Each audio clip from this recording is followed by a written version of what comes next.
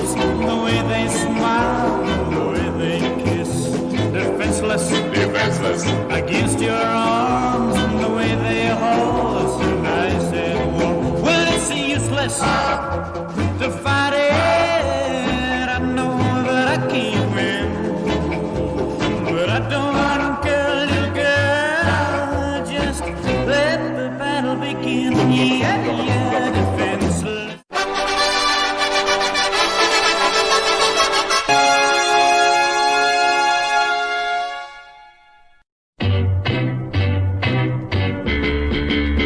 No need to worry about nothing. No need to worry about. No need to worry, you see. No need to worry, you see. All you gotta do is turn down the lights and sit around and talk.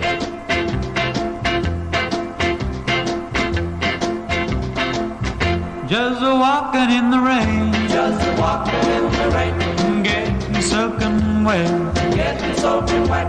Torture in my heart. Torture in my heart. By trying to forget. By trying to forget. Just walking in the rain. Just walking in the rain. All alone. Around, watches and witches dancing to that sound. Swing your sweet girl left and right. Cadillac dreaming is breaking out tonight. If there's one thing I would truly love to see. Saturday night, trucking hero, watching Lonnie Lee. Rockabilly music, sound. This is a big night, no sitting down. Everything moving, surfing the park. There's a pretty girl, maybe we can start. If there's one thing I would truly love to see. Saturday night, Trocadero, watching Lonnie Lee.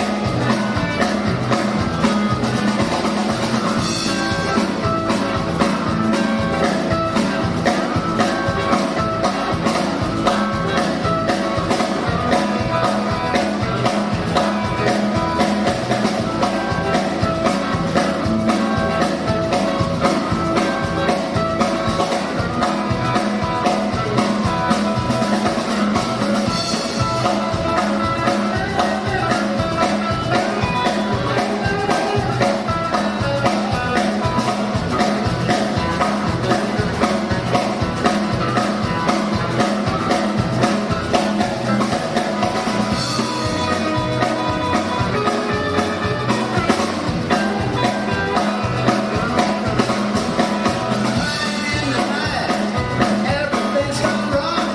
Daddy's little princess's princess gone. He's out there riding, he's trying to find a bill. Even the pink fluffy twin set can't keep out the chill. If there's one thing I would truly love to see. Saturday night, Trocadero, watching Lonnie Lee. Take my hand, darling, half past 10. Better not take you home late again. Dad gets angry when her clock strikes 12. So then we'll kiss and cuddle all by ourselves. If there's one place I would truly love to be.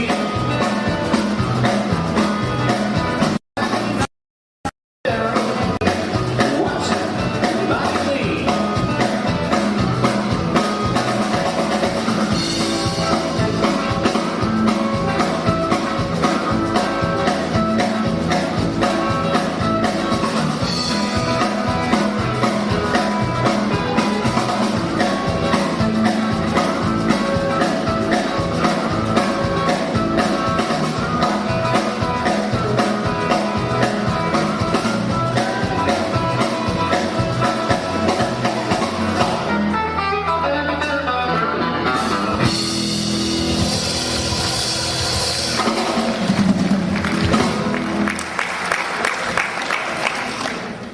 Ladies and gentlemen, please welcome Mr. Lonnie Lee.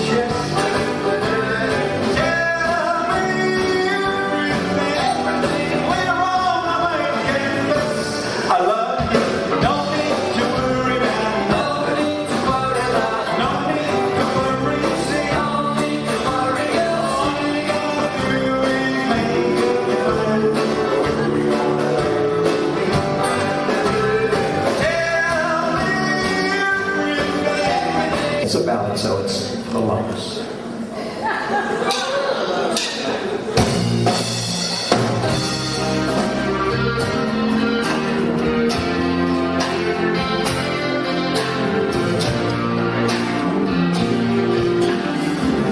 You ask me, did my love hurt? Can you tell by the tears in my eyes? Can't you hear it in the way that my voice shakes? Can't you see it in my eyes? Can't you see it in my eyes? You ask me, do I still remember how she held me in her arms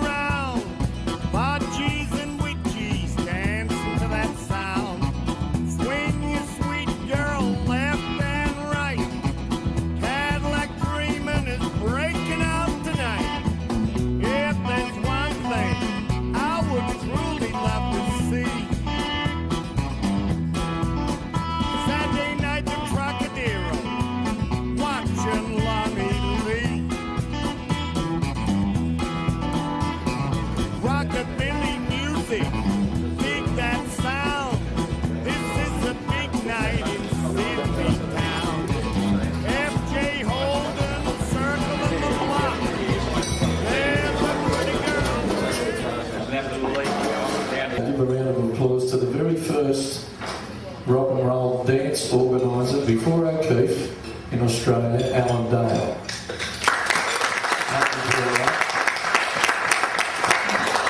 Now we've got to sing because he just had his birthday yesterday, day before. He's 103. Happy birthday to you. Happy birthday to you. Happy birthday, dear Alan. Happy birthday to you. Yeah, there you go, mate. And he gets all embarrassed because he pushes everyone else's barrow but his own. When the rock and roll industry went through a real bad time after the few short years of its heyday. Everything only lasts a couple of years, right? And if you're not on top, as Lonnie said to me the other week on the phone, if you haven't got a record on top of the hit parade, you're not eating. But, so nobody wanted to know. Alan pulled so many guys out of retirement to do the Johnny O'Keefe Memorial Show, which found a lot of work for all of our older stars at the time that weren't working, right? And even though he used to be fierce competition with O'Keefe for the dancers, which if we've got time later, we need to tell you about that, he's the best.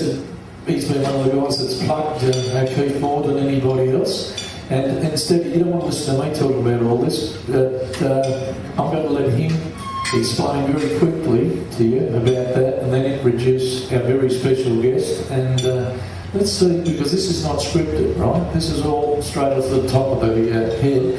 Now, we're not going to do a Jade, are we? We're not going to have all the bloody else to are we? No, I made the mistake yesterday of introducing Jade, and I said, Jade, you had a semi-hit, actually it was a big machine that really recorded, Down in the Riverina. Now, how did that happen? And an hour later, we still didn't know. And to this minute, we still don't know. That was Jade. He had a 2-hour, he gave everybody a 2-hour sermon. This is Lonnie Lee.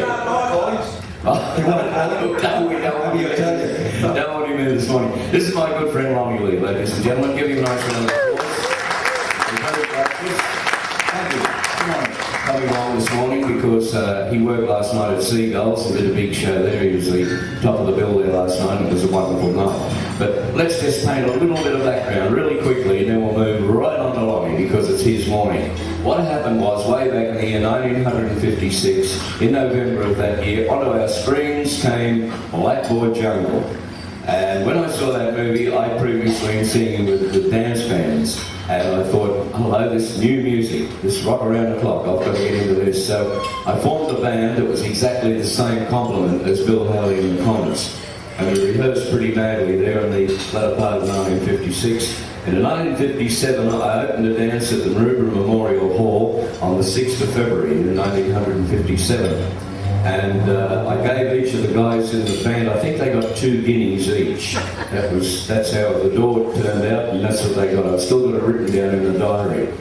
And we went out and we bought some nice blue suits, because in those days, everyone in the rock and roll industry, as you saw from some of that old black and white footage, they were suits and ties, they were all well dressed, even up to the Beatles era. Everybody dressed nicely. Shame on those these days, they look as though they just walked off a garbage truck.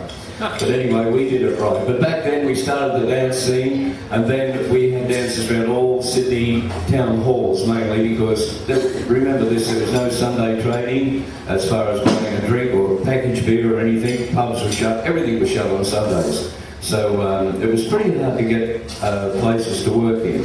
And I'd started off with these dances every night of the week around Sydney, and then O'Keefe started down at Stones Milk Bar at Coogee, and then Cole Joy, of course, he started out of the Capital Law and out at East Hills. And then along came a new group, Lonnie Lee and the Lee Men. Now, you take it from there, Lonnie. Oh, well.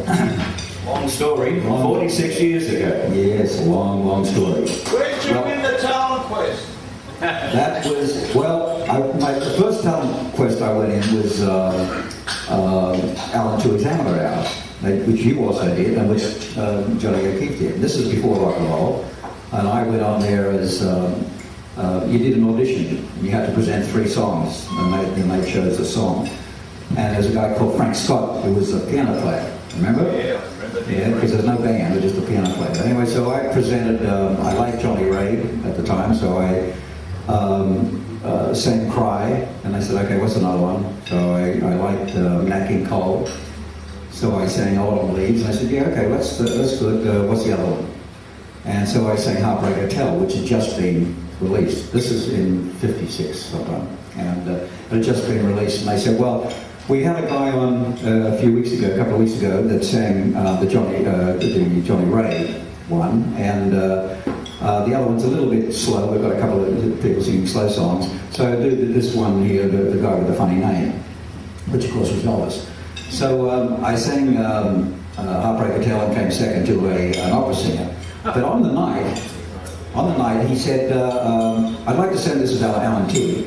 I'd like to send a cheerio call to a guy who was on, who won, and who was on, and he's down in Wollongong with one of his first jobs, and all that, and it was Johnny O'Keefe doing the Johnny Ray stuff, right? So anyway, that was my first introduction to anything. Then later on, that was in the middle of '56. Then in February '57, Elvis's first movie, Lovely Tender, was to come out, and it was still a bit, well, who's the guy with the funny name? So not too many people knew Elvis. Radio wasn't that good to him at the time. Well, he didn't have too many songs to play. And so they thought, well, what we'll do is this is MGM Movies, what we'll do is to try and up the ante, and so more people know Elvis, and we'll go see Lovely Tender. We'll run a contest and see if we can find an Australian Elvis Presley, not to find one, but to get some press so that the papers will write about it. So anyway, I'm working at 2GB at the time, and I'm in as a clerk in 2GB, and my dream, as far as anything other than in the country, was to be a radio announcer. So in those days, you didn't start in Sydney, they started you in Dubbo or Billett or somewhere else like that. But I was waiting for a job to get out there. I was like 16, waiting for a job to go out there, and they said, well, you have to become a panel operator and learn all the business, the scheduling and all that. So I was in the office there, and then February '57 came along, and two of the guys I was working with, they came by and they said to me, there's a contest on tomorrow night. And I said, oh yeah, and I was really nervous. I love to sing, I had the guitar, I had my guitar, and I love to sing and whatever. But they said, go in the contest. I said, oh, no, I hadn't thought of becoming a singer as such. I just like to sing. Took the guitar in and sang for the people in the office. Anyway, they dragged me down to the Trocadero and ended me in this thing. I was a bit nervous, so they took me around to the pub around the corner and plied me with a grog. And by the time we got back, I thought, well, I hope it's too late, it's over. Because they said, we don't know whether we can get you on because a lot of people here want to go on and do it. So I was really hoping that they didn't have me. Anyway, right toward the end, they said, okay, you ready? Off you go. Pushed me out there, and you had to do 3 songs. So I did the 3 songs, and the audience went 8. I couldn't believe it. They went 8. So I ended up singing the whole 8 songs of Elvis that anybody knew at the time, so especially me. So I sang these 8 songs and became Australia's Elvis Presley. And the Sydney Sun wrote a big story, and at the time my mother was living at a place called Greenacre, which I think it was called East Bankstown at the time. So they had up there Clark, East Bankstown, Clark, now Australia's Elvis Presley or something. And to my knowledge, that was the first really big article in a Sydney paper about rock and roll, but that wasn't because of me, it was because of the Elvis stuff. But that started the whole thing. You talk about the talent contest. Then after that, I started getting little jobs. I formed a little, while you were doing your stuff, I remember hearing about you over around the Pagewood area and all around over there. And I hadn't heard about the Jacobsons yet, although a little bit later on I did. Then I started a little trio, rockabilly trio, while you had the band, the House Rockers, but it was like a Bill Haley type combination. Bill Haley band. Yeah, you had that going. I started just a little trio, so there's myself and a guy called Billy Moster on guitar, and we didn't have drums in those days. A guy called Kenny Hands. We made a bass out of a tea chest. Remember that? And oh, great sound. It's tremendous for rockabilly. So we had that. We did some shows around the place. They're doing that. Now, I filled in for you one time. You were on vacation at Mawson's at Newtown. And you went away and with your band, the House Rockers. So I filled in there one time. Yeah. This is before I was Lonnie Lee. I was Lonnie Lee. And I also gave you the Tempe Hotel. That's right. Sorry to Yes. say. That's right. Yeah. The Tempe Hotel. All class, John. Well, there was nothing else happening. That was it. That was it. And I was there. Billy, my guitar player, had to leave, so I was looking for another guitar player, and they were like rocking horse stuff. You know, at the time, it was really difficult to find. So I heard about a guy who was living in some bush area around Maroubra. This is all housing now. And I went there and found him, and he was like 65 years of age. Billy Blinkhorn. Billy Blinkhorn. Yeah, smiling Billy Blinkhorn. That's right. He did live out there. Yeah. So we joined my band. Well, the three of us again. So it was Billy Blinkhorn, who actually has got a history of his own. His big hit was "A Bird in a Gilded Cage." And he was Canadian, and he came out here originally to Australia with Bob Dyer. They were a duo, and they came out originally and did the Tivoli. Anyway, Bob Dyer, of course, became a big hit on radio. And when square dancing started in Sydney, Billy Blinkhorn was the best square dancer. Yes, a lot of money there. Absolutely, yeah. So he was really pretty much retired, you know, but he liked me a lot. I was only a kid, you know, and so we did that, and then I was working in the bank. And they pulled me in one time because all the girls in the town, I used to wear the light blue coat and the pink shirt and the white tie and all this, and non-conformist, of course. So anyway, the bank manager pulled me in one time and he said, well, listen, son, it's you got a big decision to make here. I said, yes, what is it? He said, you're going to be a singer or a bank manager? And I said, oh, God, you know, this is really tough. And I said, well, I guess I'll have to be a singer. He said, okay, you got 2 weeks.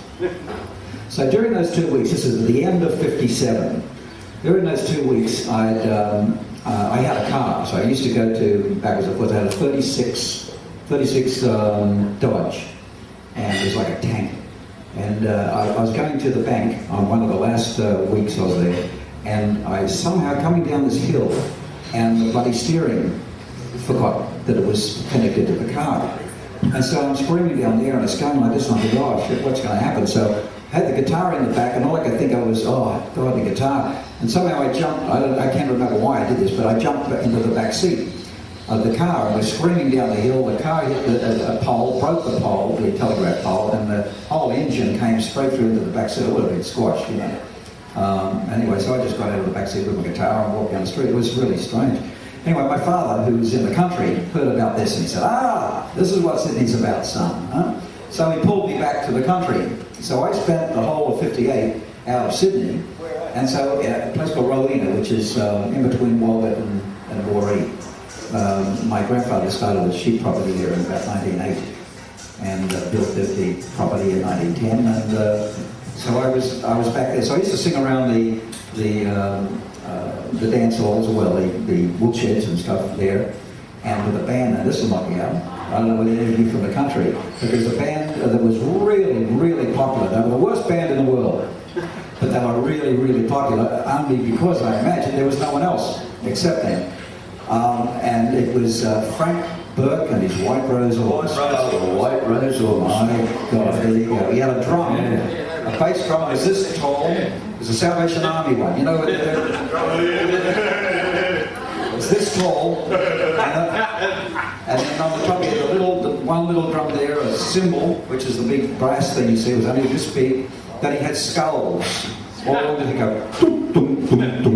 Remember that? Yes, I remember those skulls, or coconuts as they called them. Yeah, and so anyway, he said he was really big. Now I'm telling you, this guy did all the balls all around the countryside, so he was really, really big out there. That's right, he had a violinist that was quite remarkable actually, because I've never, up to now, heard a violinist that could play off tune for so long.